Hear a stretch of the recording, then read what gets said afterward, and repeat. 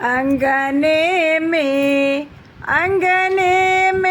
बर्फी लुटा दूंगी। अंगने में बर्फी लुटा दूंगी। अंगने में सोहर गवन को सासू बुलैबो। सोहर गवन को जेठानी बुलैबो। अंगने में बर्फी लुटा दूंगी। अंगने में सोयरी नीपन को ननद बुलैबो। सोयरी नीपन को ननद बुलैबो। अंगने में हरवा पिन्हा दूंगी। अंगने में हरवा पिन्हा दूंगी। अंगने में सोयरी नीपे में ननद एनो ओने करी है। सोयरी नीपे में ननद मटकी चलई है। अंगने में हरवा खुलवा लूंगी। अंगने में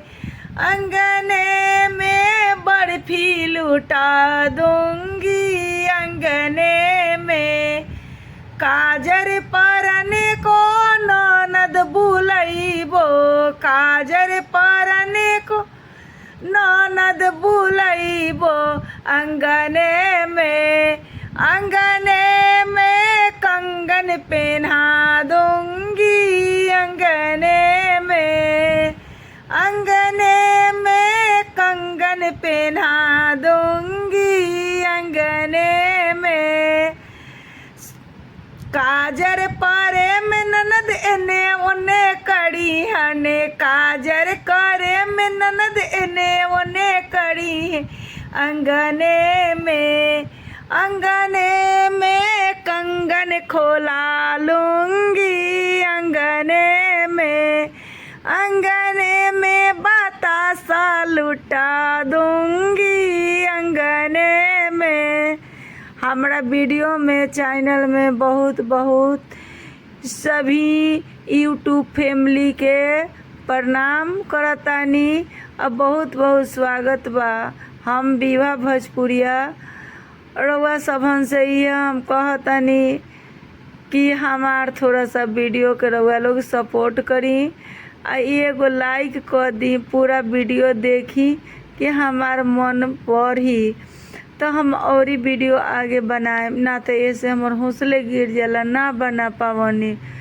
रउआ लोग से ही हम कहतनी कि हमार ई बात के मान रउआ लोग राखी। हमार वीडियो के सब्सक्राइब करी, लाइक करी, कमेंट करी। आगे चल के हमारा के और ही कुछ बताई कि रउआ कुछ के गीत के सुने के इच्छा करे तो हमरा के बताई। हम रउआ लोगन के सेवा हम करी, हमरा के सेवा करे के अवसर रउआ लोग दीही आ तब हमरा बड़ा अच्छा लगी। हमार उम्मीद पूरा हो जाई वही दिन।